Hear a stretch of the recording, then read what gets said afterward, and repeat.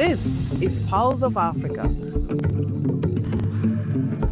the face and voice of Africa. The story of resurgent and burgeoning Africa is here, only on the Pulse of Africa channel.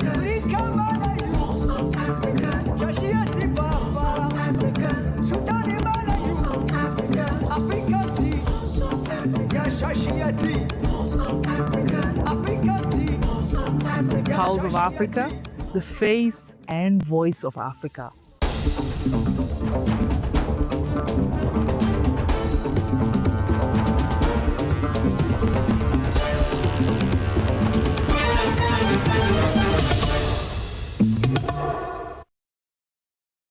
Welcome to Pulse of Africa News. I am Samia Mohammed. We cover inspiring stories and key moments shaping Africa.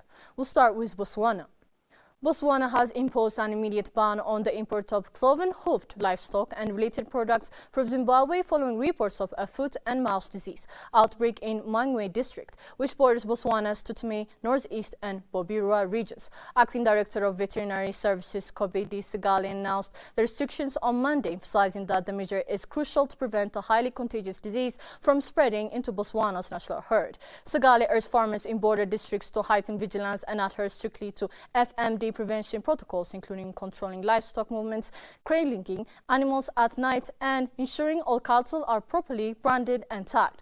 Movement of cloven-hoofed animals out of, into, and within zones 3B, 3C, 6B, and 7 is not allowed except for direct slaughter. Livestock from these zones are not eligible for export or slaughter for export, he stated. Communities along the frontier were also called upon to support disease control efforts by maintaining cordon fences, removing livestock from border zones, and helping prevent cross-border movements. Authorities further urged immediate reporting of suspected FMD symptoms, including lameness, drooling, and mouth or hoof ulcers, as well as any straying Zimbabwean livestock or attempts to illegally import animals, raw meat, or milk.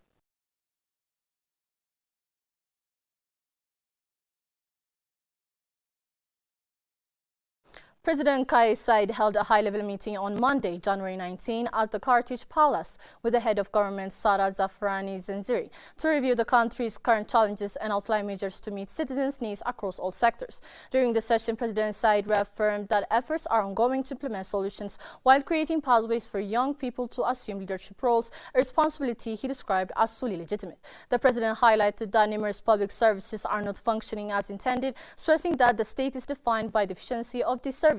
He deemed it unacceptable for the presidency to intervene in issues that should be managed at regional or local levels. Said further emphasized that achieving the objective of the revolution requires more than legislative reforms. He called for a cultural transformation within public administration to ensure accountability, efficiency, and responsiveness to citizens' needs. Officials present at the meeting noted that steps are being taken to strengthen service delivery, empower local authorities, and accelerate reforms aimed at improving governance across Tunisia.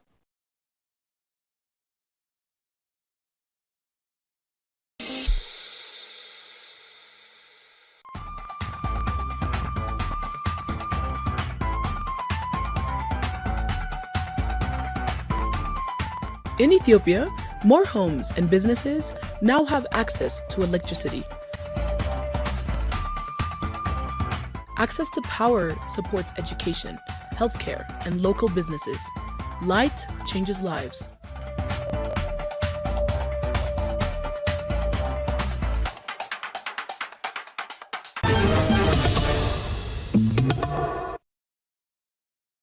As the Gambia moves toward finalizing its third national determined contribution, the Ministry of Environment, Climate Change and Natural Resources, in partnership with the AFD, through the Adapt Action Program, hosted a two-day national workshop to develop a monitoring, assessment and learning system for climate adaptation.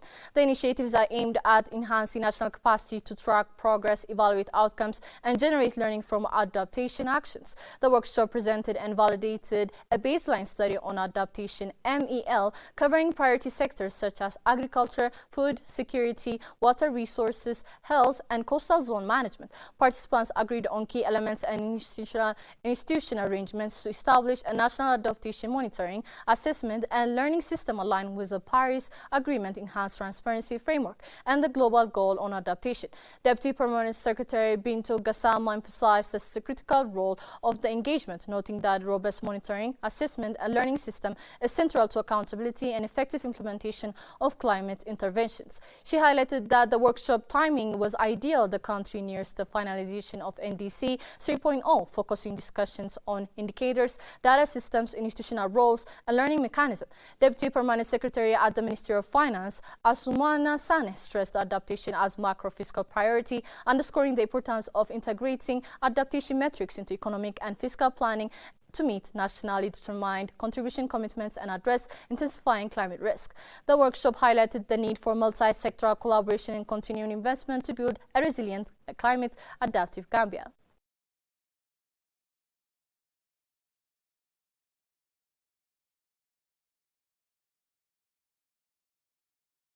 Cameroon's telecommunications operator Camtel has tapped a consortium of 4 local banks, including Commercial Bank Cameroon, Afriland First Bank, Union Bank of Cameroon, and National Financial Credit to finance 52.2 billion francs investment program aimed at expanding 2G, 3G, and 4G network coverage across regional and divisional capitals, university cities, and major higher educational institutions nationwide. Bank of Central African States approved the refinancing of 31.3 billion francs, 60% of Camtel program structured over 7 years with no grace period and an interest rate indexed to the prevailing TIAO, initially set at 4.5% and later raised to 4.75%. Bank of Central African States state condition for disbursement, requiring Camtel to first provide 20.9 billion francs in self-financing, up from the initially planned 11.2 billion francs, and to formally commit to using all funds exclusively for network deployment in designated areas. Management recommendations also include improving operating income to at least 15%, maintaining profitability ratios above 10%, and ensuring a fiscal independence ratio covering at least 50% of stable resources. Despite these requirements, Bank of Central African States deemed the project eligible for refinancing, citing projected cash flows, favorable financial ratios, Camtel's repayment track record for over 100 billion francs in prior advances, and the guarantees provided.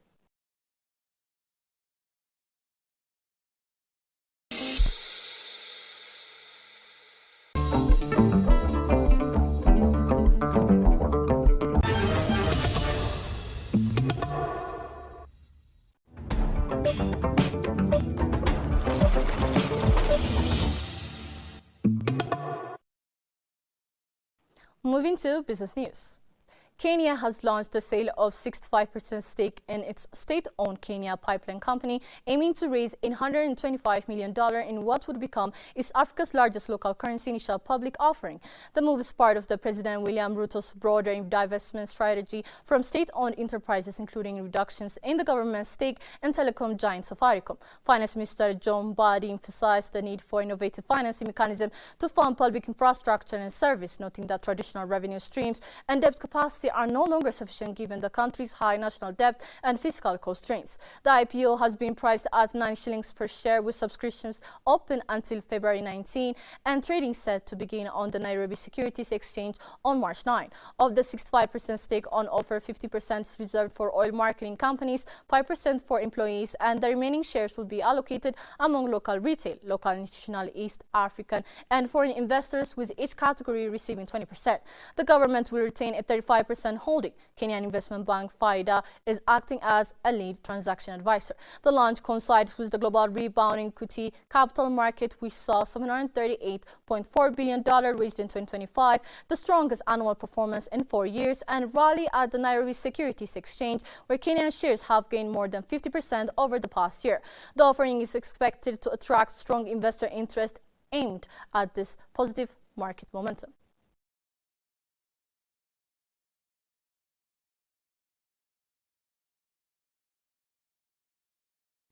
Ivory Coast, the world's top cocoa producer, is facing an unprecedented deadlock as falling global prices have slowed exports and coal stockpiles to rise since October 2025. Farmers are struggling to make ends meet. Marty Somda, director of the Cabend cooperative, described the human toll. Producers are dying of poverty even though they have products. They cannot afford medical care or basic living costs.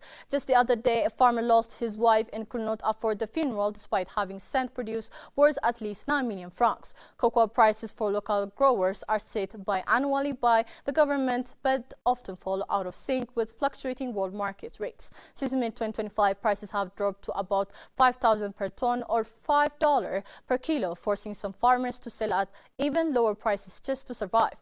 Laurent Cohn, a farmer in Dakar, explained that challenge. The government set the price at 2,800 francs per kilo at the farm gate, but today my cocoa was bought at 2,000 francs. We are forced to sell at unaffordable prices just to meet urgent needs. How can we save human lives? The Coffee and Cocoa Council is attempting to reassure producers. Director Yves Barhima Khan stated, "We have made forecasts. All of Ivory Coast production from our plantation will be purchased. I wanted to reassure our producers. Cocoa remains a critical sector for the country, with 1 in 5 Ivorians relying indirectly on it for their livelihoods."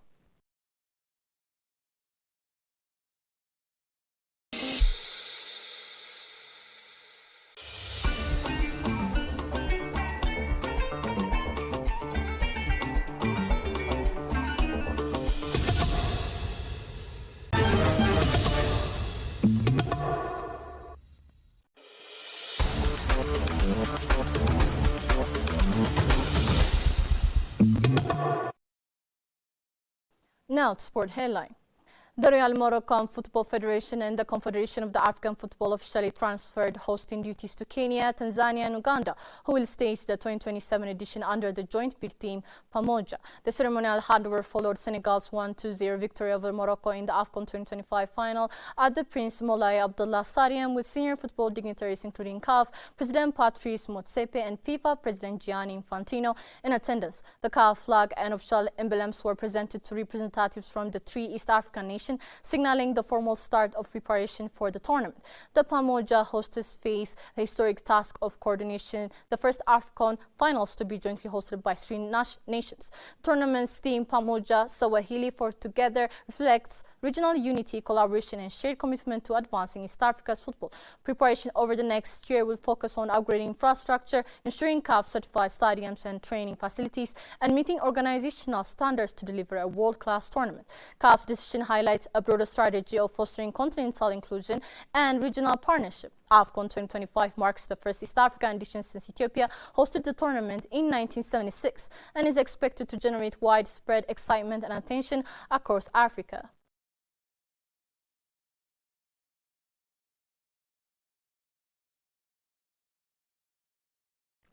Let's take a look at the weather forecast across Africa.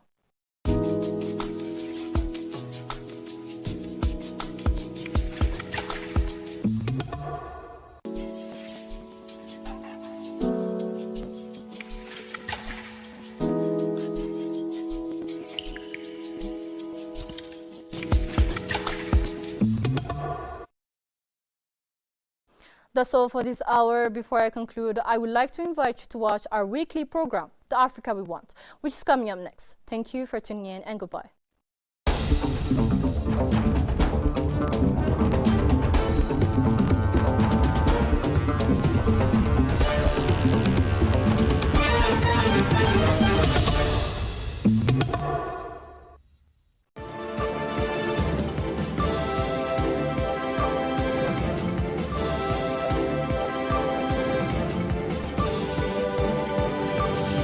The Africa we want.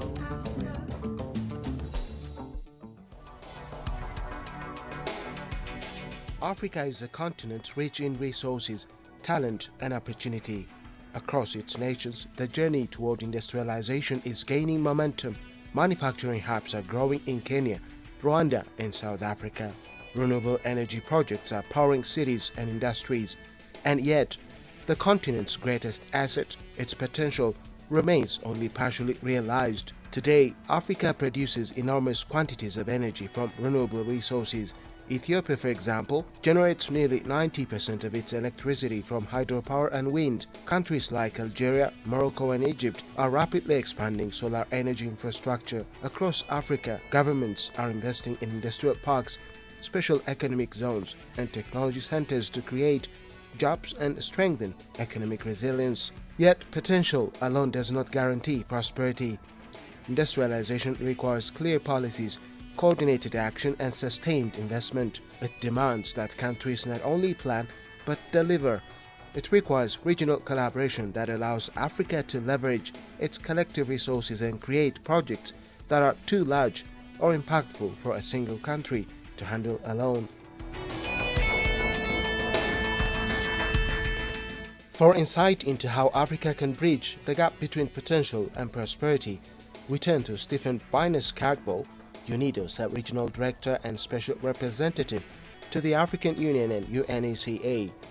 With decades of experience across Africa and Asia, Cargbo has witnessed firsthand how industrial policies, when designed and implemented effectively, can transform nations.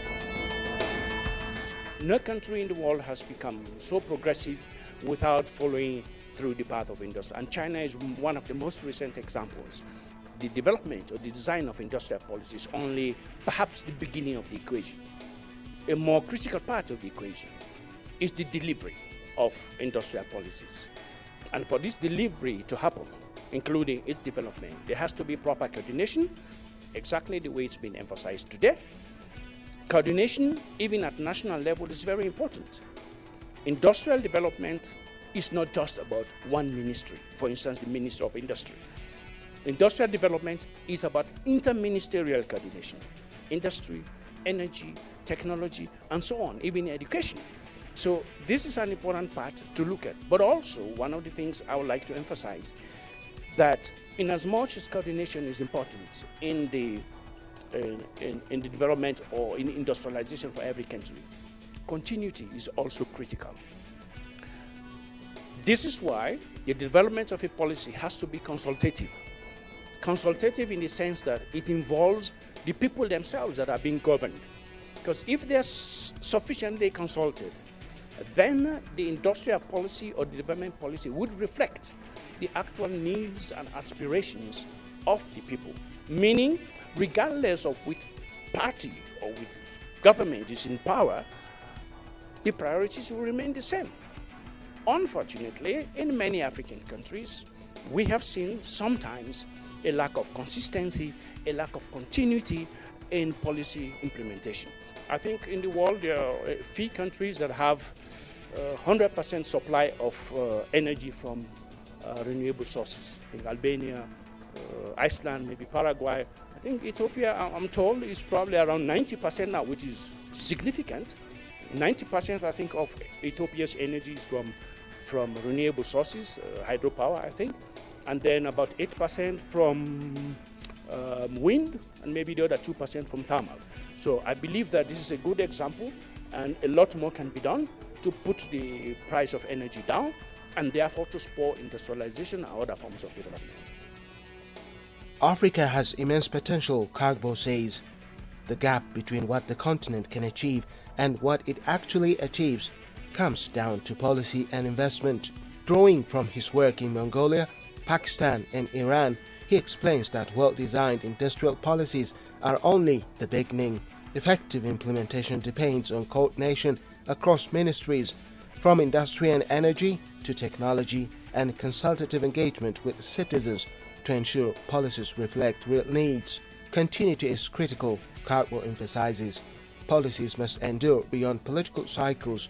If the people are consulted and priorities are aligned, industrial strategies remain effective even as governments change. Too often, inconsistency slows progress in Africa.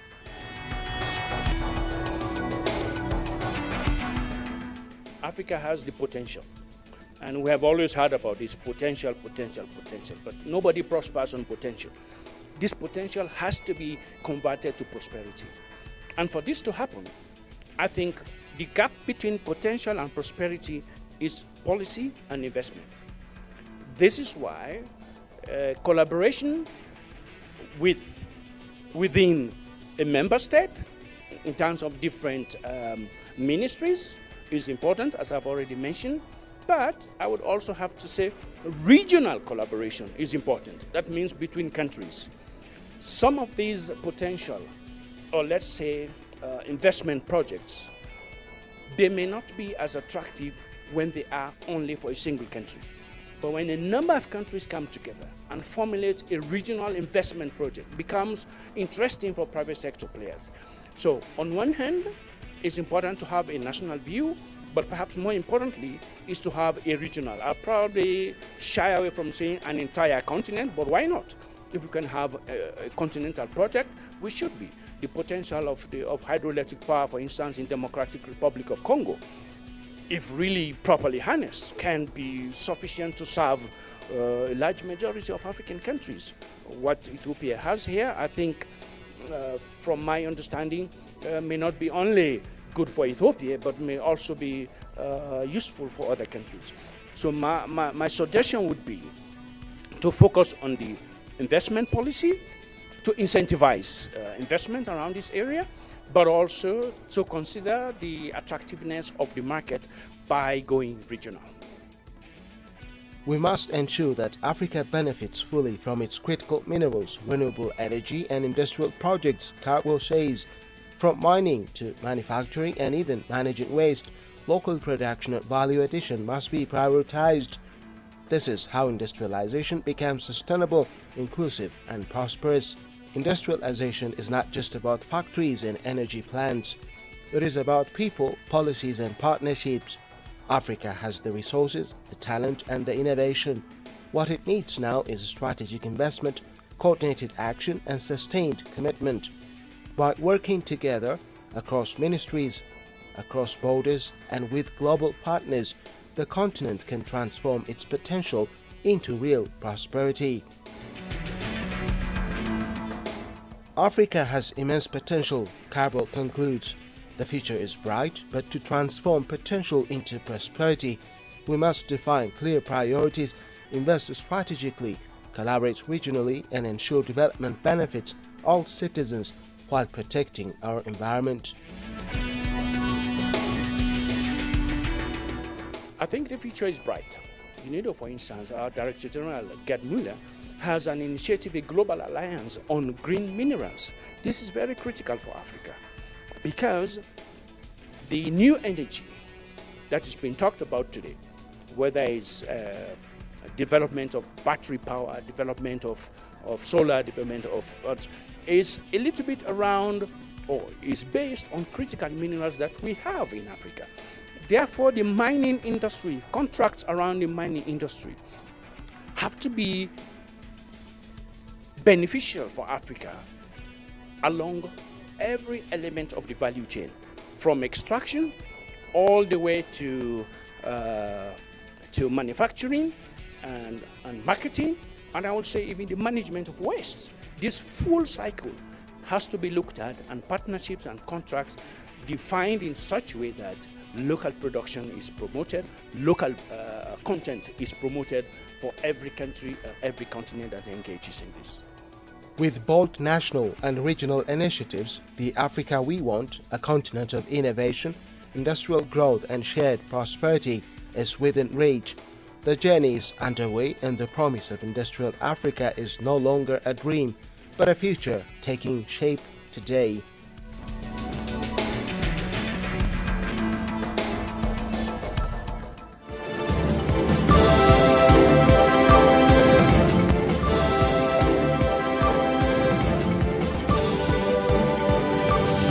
The Africa we want.